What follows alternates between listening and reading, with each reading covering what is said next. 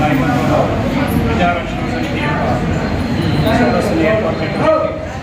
ఈ సదస్సు యొక్క ముఖ్య ఉద్దేశం ప్రజారక్షణ సమితి మరియు బీసీ సమన్వయ కమిటీ అందరం కలిసి ఈ రాష్ట్రంలో ఒక పెను మార్పులు తీసుకురావాలనే ఉద్దేశంతో చాలా కార్యక్రమాలు చేపడతా ఉన్నాం. అట్లానే దాదాపు 60 సంఘాలను కలుపుకొని అట్లానే CPI, CPM, Bahujan Samaj party ఇంకా ప్రజా సంఘాలు 60 దాకా కలిపి ఒక బీసీ సమన్వయ కమిటీగా ఏర్పడి ఈ రాష్ట్రంలో కులగణనే మా ధ్యేయంగా ప్రయాణం చేస్తూ ఉన్నాం. కులగణన ఉద్యమాన్ని ఇంకా పూర్తిగా దీన్ని అన్ని జిల్లాల్లో కూడా కంప్లీట్ చేశాం. అన్ని జిల్లాల నుంచి కూడా రిప్రజెంటేషన్ ఆల్రెడీ ఉంది.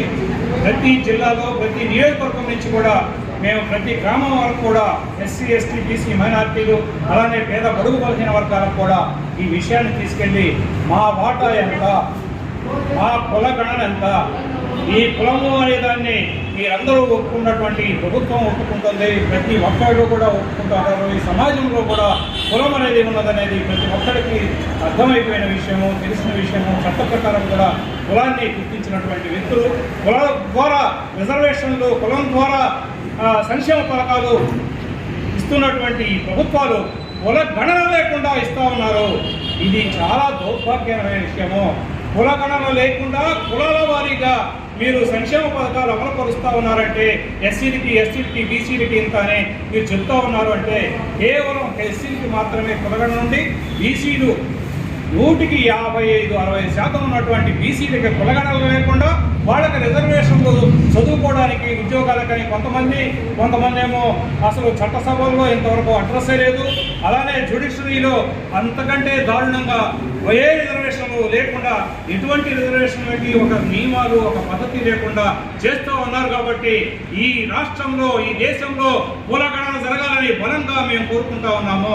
ఈ కులగణన ద్వారా మా వాటా ఎంత ఉంటుందో మాకు ఇవ్వండి, ఏ కులానికి ఎంత వాటా వస్తుందో అంత ఇవ్వండి. మాకు రిజర్వేషన్తో పని లేదు. అందుకే మా వాటా కోసం, పోరాటం కోసమే మేము కులగణనను డిమాండ్ చేస్తా ఉన్నాము.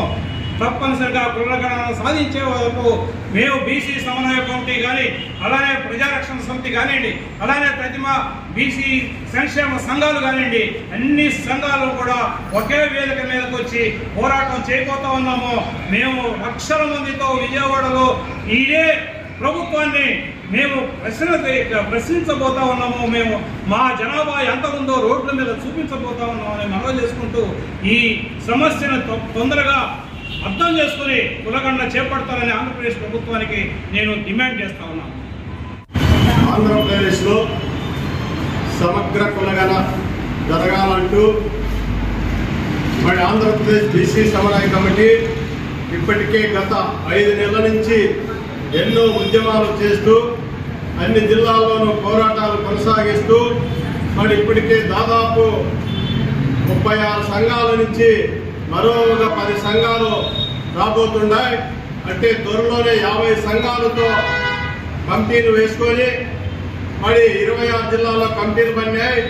175 నియోజకవర్గాల్లో కమిటీలు వేయబోతున్నాము. మరి అదేవిధంగా మహిళా కమిటీలు వేయబోతున్నాము. మరి సమగ్ర కులగణన ఎందుకు జరగదో, ఎందుకు జరగాలో దాని మీద మా పోరాటం కొనసాగిస్తామని తెలియజేస్తూ ఇప్పటికైనా కూటమి ప్రభుత్వంలో ఉండే బీసీ నాయకులు మాట్లాడాలి. కూటమి ప్రభుత్వంలో ఉండే ఎస్సీ, ఎస్టీ నాయకులు మాట్లాడాలి.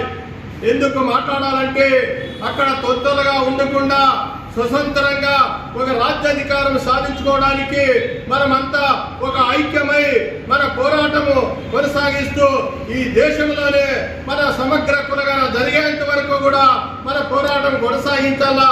మీరు కూడా రోడ్ల మీదకి రావాల్సిన అవసరం ఉంది. మీరు కూడా కులగణన జరిగేంత వరకు మీ పార్టీలో ఉండే నాయకత్వాన్ని కూడా గట్టిగా ప్రశ్నించాలని చెప్పి మేము ఈ వేదిక ద్వారా తెలియజేస్తూ మరి అదేవిధంగా ప్రైవేటు సంస్థల్లో పనిచేస్తున్న బహుజనులందరికీ కూడా తప్పనిసరిగా 18,000 నుంచి 26,000 రూపాయలు శాలరీ తగ్గకుండా కోర్టు ద్వారాగా జీతాలు చెల్లించాలని చెప్పి మేము ఈరోజు చైతన్య సభ ద్వారా తెలియజేస్తున్నాం. మనకు ఒక చట్టం ఉంది, ఉంది. ఈ దేశంలో లేబర్ యాక్ట్ అనేది ఒక చట్టం ఉంది. ఆ చట్టం ఎక్కడ అమలు పరచడం లేదు. ప్రజా ఓటుతో ఎన్నికైన ఎమ్మెల్యేలు కానీ, ఎంపీలు కానీ, మంత్రులు కానీ, ఈ రాష్ట్ర ముఖ్యమంత్రి కానీ ఎక్కడే కానీ దాని గురించి మాట్లాడడం లేదు. ఎందుకు మాట్లాడలేదంటే అందరూ బహుజనులే 10,000కి 6,000కి జీతాలు చేస్తారు. ఈ బహుజనులు ఇట్టే అణిచివెత్తి ఉండాలి. ఈ బహుజనులు చైతన్యం కాకూడదు. ఈ బహుజనులకు ఆర్థికంగా పెరగకూడదనే ఉద్దేశంతోనే వాళ్ళు ఎక్కడే కానీ ఈ మాట మాట్లాడడం లేదు. ఎందుకంటే ఈ రోజు రాష్ట్రంలో ఉండే ప్రైవేట్ సంస్థలన్నీ మేము తీసాం.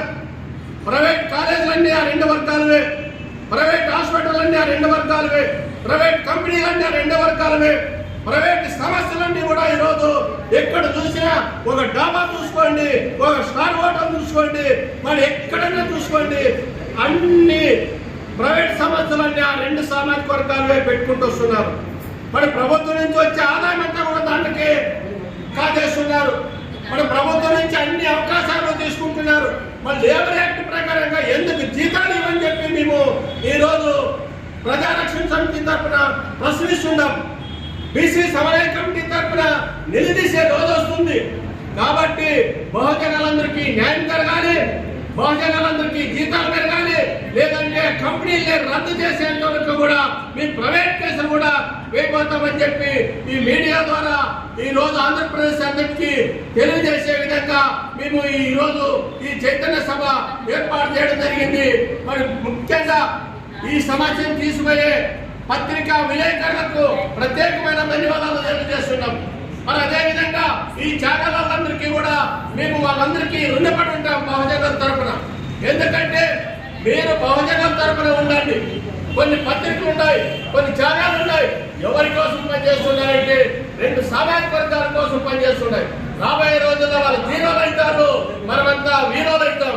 దీన్ని గుర్తుపెట్టుకొని ఈ చిన్న మీడియా అంతా కూడా రేపు రాబోయే రోజుల్లో బలమైన మీడియాగా తయారవుతామని చెప్పి తెలియజేస్తూ మీరు ఎప్పుడూ మాకు అండదండలుగా ఉన్నందుకు బీసీ సమన్వయ కమిటీ తరఫున ప్రత్యేక ధన్యవాదాలు తెలియజేసుకుంటూ నాకు ఈ అవకాశం ఇచ్చిన మా పెద్దలందరికీ కూడా మరొకసారి ధన్యవాదాలు తెలియజేసుకుంటున్నాను. జై భీమ్, జై భీమ్.